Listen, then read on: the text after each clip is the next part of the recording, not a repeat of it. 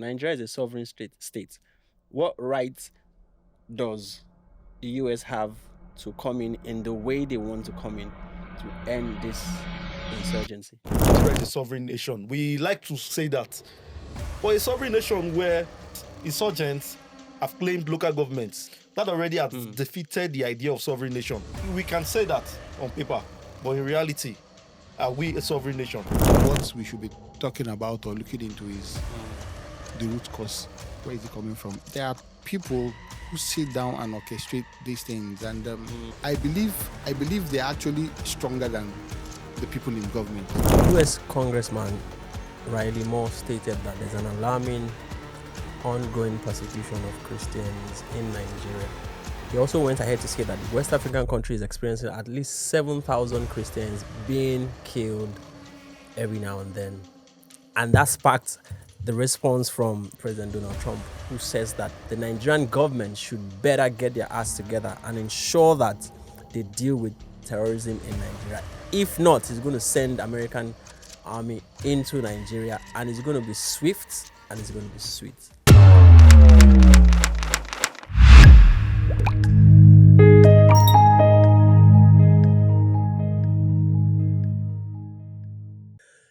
US Congressman Riley Moore stated that there's an alarming ongoing persecution of Christians in Nigeria.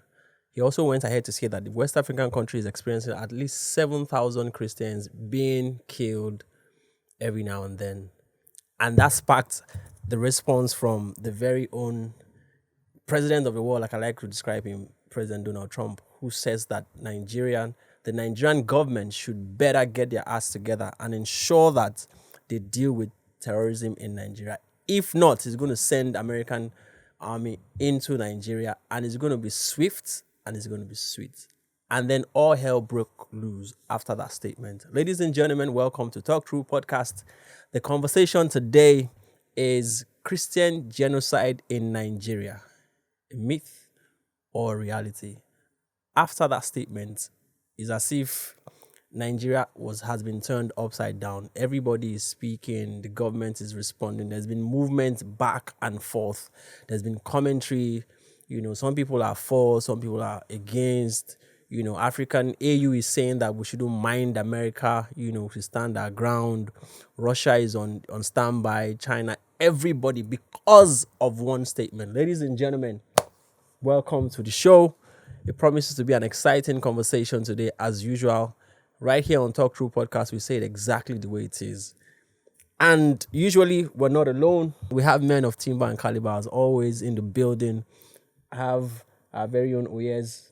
Welcome to the show. Yes, thank you for having me. No, I shouldn't be welcoming you. Sha, welcome to the show, Sha. Yeah, And our very own His Excellency CDO in the building, always repping. I was almost going to dress like this one. I don't know why I said, let me leave that job here. You're looking sharp as always. Nice to have you on the show. And our very own Barrister Chidi, who is, becoming a regular on the show. It's always a delight to have you. Welcome to the show again. And Thank you. we are gradually wrapping up season 1 of Talk Through Podcast, and it's been a ride. So we thought that this topic has to be, spoken about from our perspective, obviously because we are Talk Through. And there are divergent, angles. Or people are saying there is no genocide. Some people are saying there is. Some people are saying it's not Christian. So what exactly is the perspective of Talk Through Podcast on this conversation? Is there Christian genocide in Nigeria, or there is, is it a religious genocide? That's the conversation. Gentlemen, welcome to the show. We'd like to have your thoughts on this comment. Oh yes, I'd like to start with you. Yeah, straight to the point. No need to think too much about it. Right. There has always been Christian genocide in Nigeria for at least 40 years. There has always been attacks against Christians. I think the mistake we're making is making it look as if it's a recent conversation, making it look as if it's tied to Boko Haram or the herdsmen going around the country murdering people. No, there has always been attacks against people simply because they are Christian or Christian minorities living in a particular region in Nigeria, especially But there are the people who northern think that the region. attack is political. was politically induced and does not necessarily Christian genocide, especially because it's not like an attack generally. It's usually towards the north and the middle belt of Nigeria. Yes, I agree with yes that it is politically induced. It is economically induced as well. However, the unfortunate thing is that it is always against a particular set of people because of their religion, because they are Christians. Maybe if those, if you take the economic perspective, for example, maybe they have arable lands, or they have land that has good mineral resources. You know, maybe if the land belong to people from another religion or another tribe, maybe they wouldn't have been attacked. But they are attacked because they are, first of all, minorities, and they are Christian minorities. So there has always been, as far as the 80s, I can list, oh, I'm sure we'll get to that anyway, but I just don't want us to deny it that there's no Christian genocide. It is an unfair statement to all the lives that have been lost to say Christian genocide is a myth. I'm not talking about Boko Haram or Fulani herdsmen. I'm talking about people being attacked because they are Their faith. Christians. Yes. Right. Your Excellency, sir. Well, I agree with what Oyez has said. There's been genocide in Nigeria, Christian genocide. There's been genocide in Nigeria. Right. There's been Christian genocide in Nigeria for a very long time. I think religion is a tool of politics. That's where the whole thing starts from. The religious undertone, the religious killing, Christian or Muslim, they are all political. At the end of the day, these things have been orchestrated to destabilize Nigeria, to destabilize the region. What we should be talking about or looking into is the root cause. Where is it coming from? If you're talking about if there's Christian genocide, yes, there is. And I don't think anybody will argue that. Barrister Chidi, some people have argued that more mosques have been burnt compared to churches. So why are we saying that it is the Christians that are being killed? There are Muslims who have also been killed. So it is unfair to say that there is Christian genocide in Nigeria.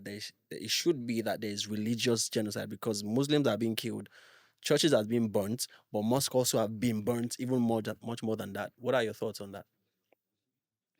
Well, first of all, that's there's something Hellenic about Nigerians. When I say Hellenic, I mean, the Greeks, Hellen from the word Greeks. The Greeks, they like a lot of controversy. They like a lot of debates. You understand?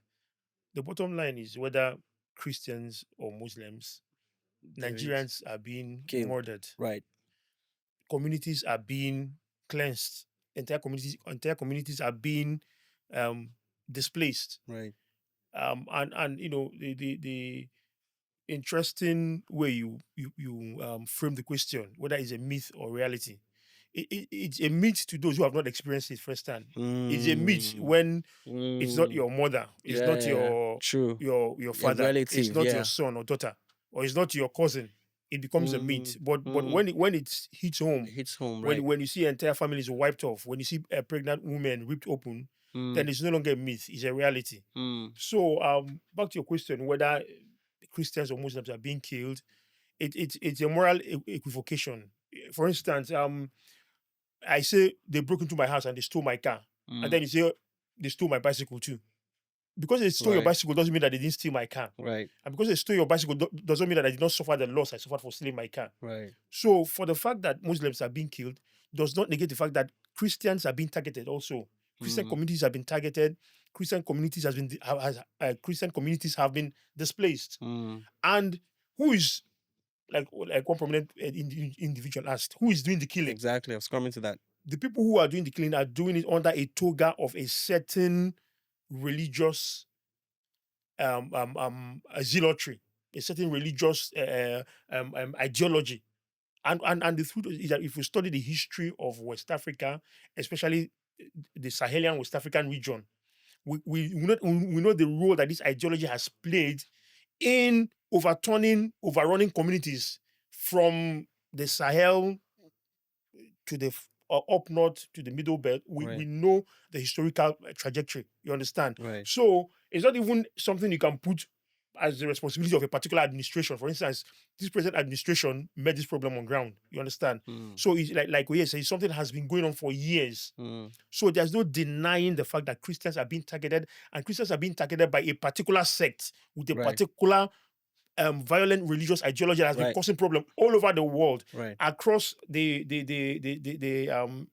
Sahel, across the Middle East, and Middle belt. so it's a clear fact. So it's not wrong for anybody to say that there is Christian Genocide. genocide, because and when you talk about genocide, people will say, is it only Christians that are being killed? And then maybe you look at the entire population of Nigeria and you feel, okay, because you have hundreds of millions of people in Nigeria, if they kill a few thousands, it's not genocide. But that is wrong, because if you look at the particular context within their community, if you look at their particular community, if you look at an entire village within a state being wiped off, you understand, or a sub tribe, if you see the degree of killings, they've especially the people within the Middle Belt region, the Plateau, the Benue region, and then you see how communities have been displaced to into the IDP camps, then we can not but come to the conclusion that there is a Christian genocide. That does not mean that other people are not being killed. Of course, Muslims are being killed. Of course, there have been instances of mosques being ravaged, but it does not in any way detract from the logical conclusion that Christian communities, churches, Christian minorities, and communities have been targeted, and they have been killed, they have been displaced, which can bring us to come to that conclusion that there is a Christian genocide. One of the responsibilities a government owes its people is the protection of lives and properties. Your Excellency, sir, why has it been difficult for successive governments to deal with this issue of insurgency in Nigeria? Okay, like I said, I told you that these things are political. I told you religion is actually a tool for politics. And if you look at what's been happening in Nigeria, you find out that the reason we're still talking about this issue is because we have not been able to get to the bottom of it. We've not been able to find the people behind what is happening in Nigeria to deal with the issue. There are people who sit down and orchestrate these things, and they do it for political means. They do it because there's something they want to achieve. And I believe they're actually stronger than the people in government. That's these individuals. The individuals, exactly. The individuals who make up the groups, they are actually very strong, and they are people that you cannot just wake up and call out and deal with. They're stronger than the people in government, or they are the government, or they are in the government, or at least. Even if they are in the government, they are still stronger. If being in the government, of course, they are in the government with some other people in the government. But the important thing is that there's a strong clique behind these killings, behind the use of these as a tool to achieve what they want. And it makes it very difficult. So what we need to also look at, why are they doing this? Why are they doing it? Like Oyes spoke about our natural resources, spoke about our solid minerals. I think that's the target. These regions are where we have very large deposit of solid minerals. And what happens is that these are distractions. The whole religious killings is just a distraction. What they are trying to do is just to keep us to have something talking about, displace the people there so that they keep mining, milking whatever we have. And it has continued. And it will continue. So what happens is that people who come into government, people who take over power, get to government and realize that there's a monster they cannot deal with. Do you think the people in government know these people who are, sabotaging our country? Well, it will be hard for me to give you a straight answer because I'm not in government. I am not in government, and I don't know anybody in government who has said before that they know this. But I'm sure the government has intelligence. I don't think there's anything happening in Nigeria that the government is not aware of. So because the reason I'm asking is that if the government knows these people, or are we saying that governments in administration in, administration out, they don't have an idea of the people sabotaging this country. And then all of a sudden, Donald Trump makes a statement and there's movements here and there, and it's as if, this present government is See, unsettled and I think one of the reasons why the present government is unsettled, or why any government should be unsettled, right. based on what Donald Trump said. When Donald Trump said it's like the Nigerian government is aiding these killings, is Yeah. backed by the government. If there's a popular quote out there, especially in political discourses like this, that if the insurgency lasts for more than 24 hours, Right. that True. the government has a hand in Has it. a hand. True. I think it's attributed to the late General S1E Abacha, who was the former head of state, Yeah. And on that note, for that reason, it is safe to say, yes, people in government are the ones killing people, killing the citizens. It is safe to say people in government, after all, Jonathan said it in his own words, I'm quoting him verbatim, that Boko Haram is in my government. These were the things he said. So it is okay to say it, that people in government or the government knows them. So he was in his government and he couldn't do anything about it. Yeah, that is where I agree with what CDO said, that they are more powerful than people in government. That is the cabal that we're talking about. But let's even go further to say, before Boko Haram, that is where I like also start this conversation from, because when we start saying natural resources, it might look as if we're making a justification or an excuse for the killings. Right. Before Boko Haram came in the early 2000s. 2009-ish, yes. Yes. So before then, there had already been killings of Christians. So a popular magazine in Europe back in the day did a publication, I think it was a cartoon that did a caricature of the Prophet Muhammad. And in Nigeria, there were killings. There was attacks on Christians in Nigeria. There was another time, because of something that happened in Europe. Yes, because of something that happened in Europe that did not consign anybody. There was another time, I think it was a beauty pageant, Miss World or something, I can't remember what particular one. And in Kano or Kaduna State, there were attacks against Christians. So the average northern Muslim or Muslim northerner would, after the prayers on Friday, attack Christians if they are giving go ahead. This has been a mindset. This was the fear why some of us did not go to school in the north, even though it was easier to pass JAM and go to get admission to a university in the north. You understand? With the cutoff mark, it was easier. This was the reasons why some of us, no one even hear not. Fear not. Right. All those things that we used as jokes back in the days. You understand? It has always been like that. We have had to raise funds or donation for, people that were attacked in the north, Christians that were attacked in the north, and they reached out to us and we sent a broadcast. I don't know if you remember this, sir, that I had to send to you that, okay, this person said they just lost somebody on the mission.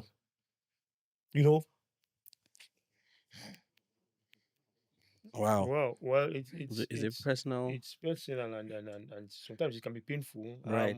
Like I said, it's only a myth if you're not directly affected by it. It's only a myth if you're not directly affected by it. But when it strikes home, it's no longer a myth. But in as much as we have said that, I want to qualify what Oye said.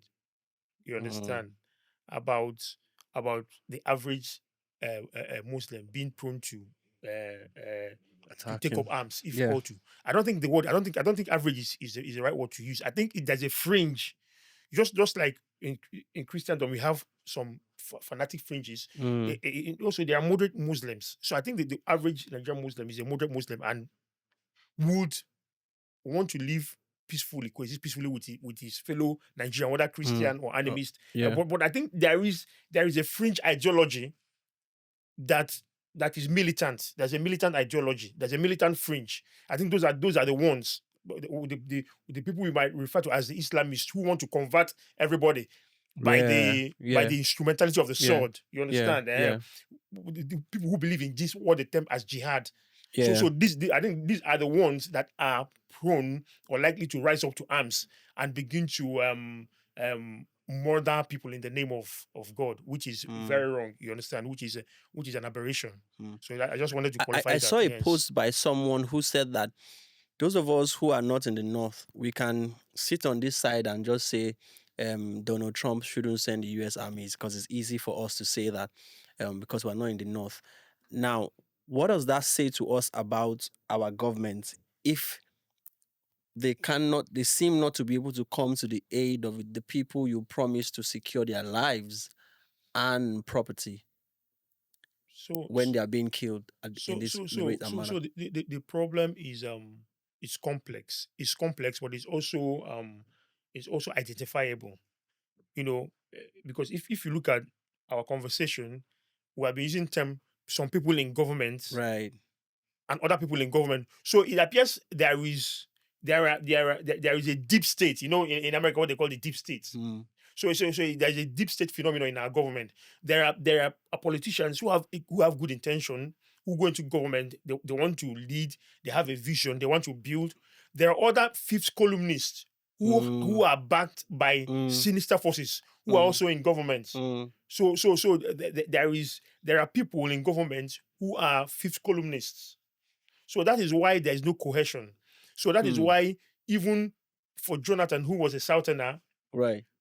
there was still there were still killings going on when he was in power. True. You understand? True. So that means that even within his government was infiltrated by these fifth columnists. Now the question is, can the authorities have the will and the courage not only to call out these people but to confront these people? It is not an easy thing. Sometimes there's some kind of problems you have that you will need an outside intervention. But people are clamoring that this outside intervention has economic undertone to it. People are saying, I mean, why is Trump coming out to say that he wants to come and... So before I address that, also know that an outside intervention can be controlled, can be managed by our own government.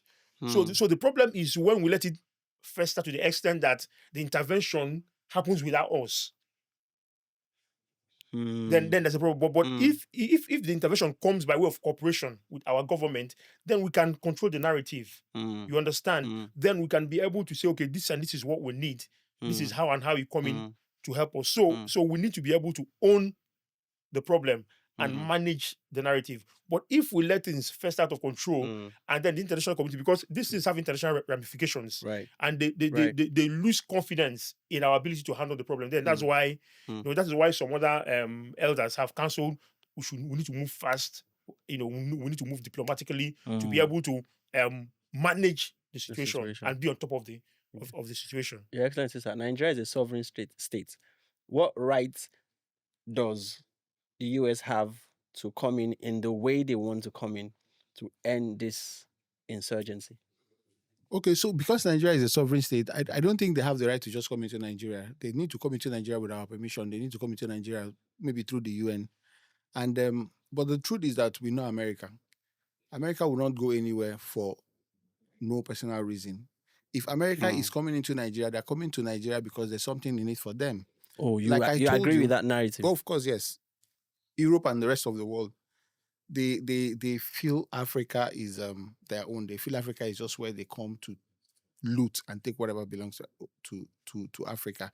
And like I told you, I said that the root cause is what we have here.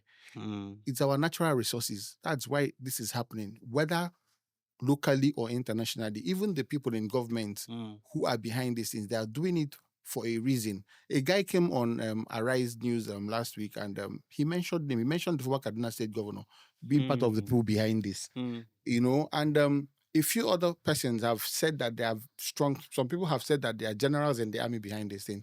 I have someone who stays up Madugri who said that if you see the way things happen there, you know that these things can't happen without solid backings. That they have people, even NGOs, even USAID has been accused of being behind this thing. So, like I told you, there's something here that is in it for them, and that's what they're going for. So even America coming here, America wants to come in because there's something they want to take from us. And I'm sure our government understands that. I'm sure our government knows, and that's why our government is not in a hurry to embrace them. Like Barrister said, there has to be a way that the involvement has to be controlled. If we're able to get that, if we're able to work out that, because honestly, we may not be able to fight the monster on our own. We may not be able to tackle this problem on our own. We may eventually need America or need foreign assistance to do this, but it has to be controlled. And how do we do that? We have to get on a round table and decide what and what we're ready to concede, because they will not come in if there's nothing for them. Once we're able to do that, then yes, then we may be able to let them in to help us fight the problem. Okay. Okay. Let me just add to that. And I'm coming from the area of, sorry, I'm very passionate about this topic. Okay, I'm coming from the area where we say Nigeria is a sovereign nation. We like to say that. But a sovereign nation where insurgents have claimed local governments, have claimed, large areas of expanse of land as their own, installing their own flag. That already has defeated the idea of sovereign nation. So we can say that on paper, but in reality, are we a sovereign nation? Are we a sovereign nation where there was a time that on Goodluck Jonathan's time, where Chibok girls were kidnapped and he had to invite, the US to intervene. And this was how the story, went, that when they came and they had, determined where the Boko Haram insurgents were, where they were holding those girls and all that. And they said they were going to gas the place so that they could enter. And on the day they were going to carry out that mission, they discovered that the insurgents were wearing gas masks. You understand? So that means that the there's a question snitch is, somewhere. the question is, that means, there's leakage of information and all that. So it's safe to say, yes, we are, it's the right thing to say. But in reality, are we a sovereign nation? Have we acted like a sovereign nation? If we have external influence, if we have, in the Nigerian army, at least there's a picture going around. If you don't mind, we can even show the picture on this podcast where they have the Islamic school of the Nigerian army, or the Islamic something of the Nigerian army. You understand? It shows that the government panders towards Islamism, or whatever the word is. There has been rumors or cases where the Islamization of Nigeria is a term. Right. And there was some time ago, there's this pastor, Bosun Emmanuel, that trended in the heat of the Jonathan era. Then it trended based on what we are seeing now, based on the level that the insurgency has gone now. This was the message he said. The church had to shut him up. It was Christians, fellow Christians, that told him that you are saying too much. It's a lie. There's nothing like Islamization and all that. So I'm not surprised when we are hearing pastors saying now today that is it not just 1,000 Christians that they killed? Have we died? Are we not Christians? I'm not surprised. That's what you get when even people of our own household as Christians are joining the words to say, to downplay the effects of insurgency. Right. I was coming to the aspect of the body of Christ, because obviously the topic is genocide, Christian genocide. Barrister, the body of Christ seem to have been, quiet. Like I said before, the statement by President Donald Trump was what, broke every, that was what upturned everything. Suddenly, fathers of faith started speaking, people who hadn't spoken before about this situation. Then there is the Reverend in the North that has been, in fact, I'm guessing it was his video that just sparked everything. Yeah. Who has been, doing broadcast and sharing videos and pictures, of mass burial, and everything. So how much of, how do I put it? The role of the body of Christ in this entire thing. There is a community, there's an umbrella body. There is CAN, there is PFN. Are we saying that this umbrella body has been in, has not been in the know of this situation for us to have been, raising this alarm for a long time? Why did it have to take the single man of God in the North who did that video, who has been posting, for this to come to the fore, and then the whole, nation is now being under the spotlight? So I think that narrative is fueled by unfair criticism, because I as a Christian who has been around different fora, Yes, sir. I know that there are some prominent Christian leaders that are speaking out against this violence. So anybody who says that Christian leaders are speaking, so only started speaking now, maybe some Christian leaders only started speaking now, but to generalize it will be unfair. to be an Okay. unfair criticism, because I know voices have been speaking. I can call names, but I don't. It's not necessary for us to be personal. Yes, sir. There are prominent leaders in the prominent denomination that have been speaking, even from the time of the Buhari administration. They come out, they make crosses, they make declarations violently against this, what's going on.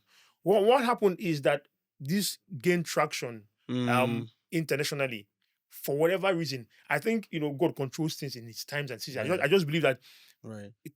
time has come when God is holding the feet of our leaders to the fire to rise up to their responsibility in shepherding the destiny of Nigeria. But I don't think it's because people have not been speaking. Now, there are some people who also play politics with it for whatever reason. That is to their own detriment, because when you do such things, people will call you out and people will see that you are not really representing the best interest of the people. You understand? As for Khan, I know it's been said that Khan had been calling out for protests about these killings. Yeah. In fact, I think in Jonathan's administration there was what do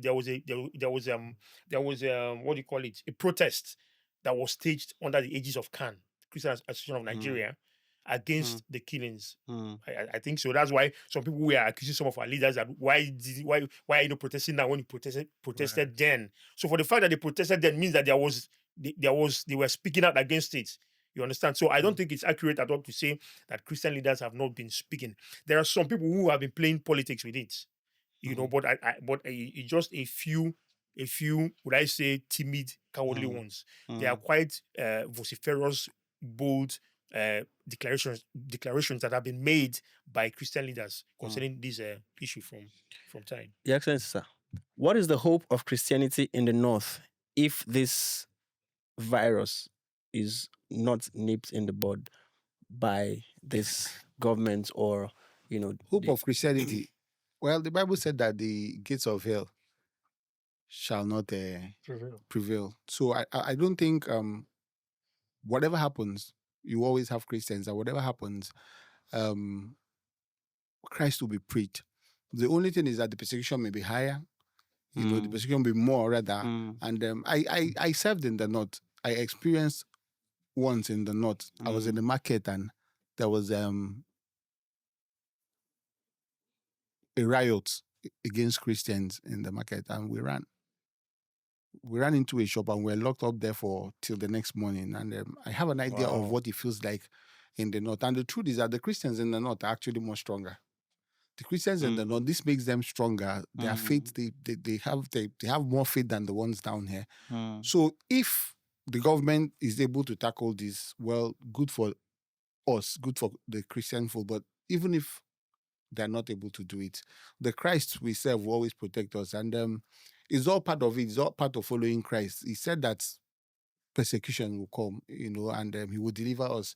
So I don't think there's anything like hope of Christians or not, whether this or not. We're talking about Nigeria as a state. We're talking about our right as Nigerians. We're not talking about our right as Christians, because our right as Christians, our protection as Christians can only come from Jehovah, not even from the government. What we're looking at our right as Nigerians. It's our civil right for us to be protected by the government. Right. It's the civil right of the Christians up north to be given that same protection. There's freedom of worship anywhere, so they should be able to enjoy that. After all, people in Russia still follow Christ, even though there's no freedom of worship there. So if eventually the government is able to resolve the issue, all well and good. But even if the government fails to resolve the issue, people will always follow Christ, because he is the one who will protect them. He's the one who will give them peace at the end of the day. Oh, yes. Yeah. Parting words. Oh, okay.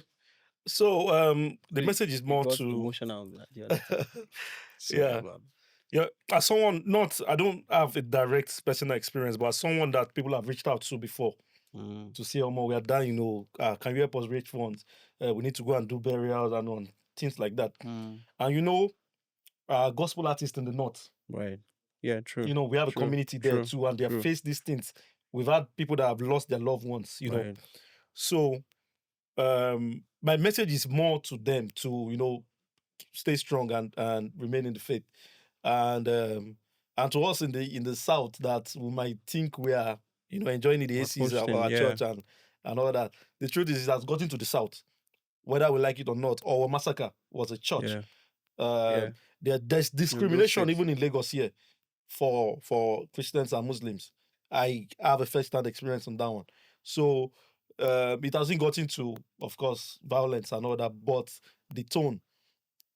As a church, if you put your speaker outside and you are doing services, you'll get people from the Lagos state government to come, seal your church. But there's always morning prayer in mosque every day.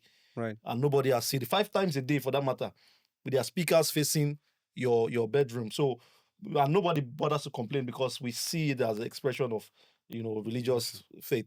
So my message is just for Christians to take this thing seriously. Yes, we know we are going to face persecution, but we also have a duty as Christians. We had a prophet in the Bible that had the sword on one hand and the shovel on the other hand. Protect on one side, walk on the other side. So we must speak for fellow believers. We must speak. We must send the message across that we are with you. We are one. And that's why we need to even enter government. If we are in government and we have good policies, I'm not sure people will be, taking advantage of us. But I'm sure there are Christians in government. They need to sit up. Are you sure the Christians in government act as Christians there? My 2 cents on it is this. Jesus said, I will build my church and the gates of hell shall not prevail. The church of Christ is very powerful. The church of Christ can never be crushed, can never be overwhelmed until, if you believe in the rapture, until they are raptured, until Christ comes for his church. They started with people being burnt in the stakes, right? But they overthrew the Roman civilization. That same Christianity overthrew the Roman civilization. The same Christianity mastered and ruled over the Western civilization. So the force of Christianity, it is not a physical violence, but it's a spiritual force that cannot be overwhelmed. So the challenge for Christians is that we need to walk the walk and talk the talk. The truth of the matter is, sin is a reproach.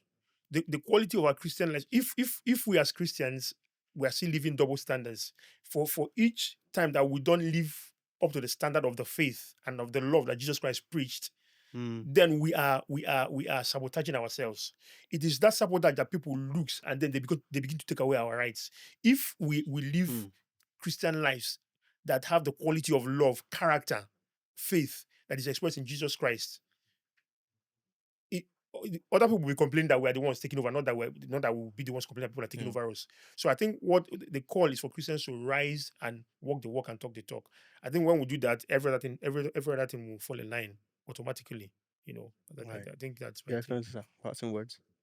Well, I think he has said it all.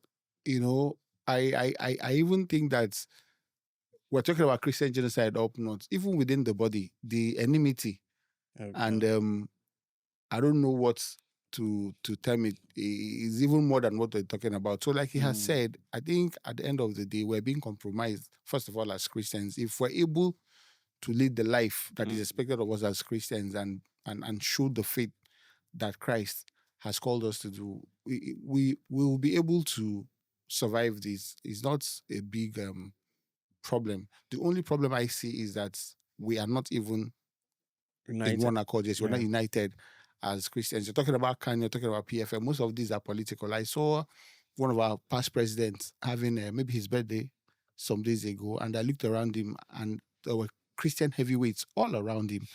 And for a man like that, and I'm wondering, how come? You understand? So we have double standards. He was cutting cake and giving them one by one to eat, and I'm like, who is this man to cut cake and give these people? You understand?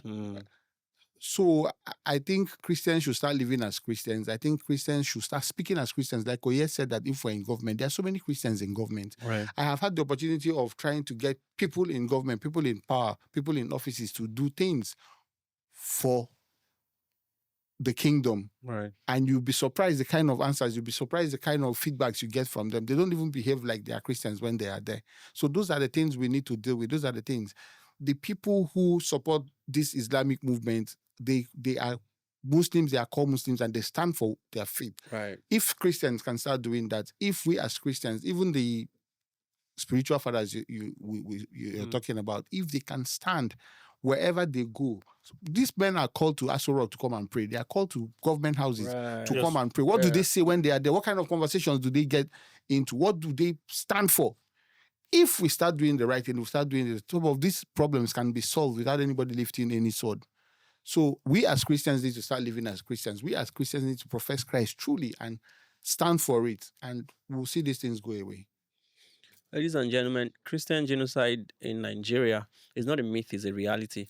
You might sit on this side of the world and say what you want to say, that, hey, it's not happening or it's whatever. The US government shouldn't come because there's something in it for them. But like Barrister said, it's because it hasn't hit home. If it hits home, maybe we would know that our brethren are being persecuted. And it's not the first time, really. So this is one of the episodes we're going to bring you. Like I said earlier, we're coming to the end of season 1 of Talk Through Podcast, and it's been an amazing journey. Stay tuned for further episode coming your way. Peace out.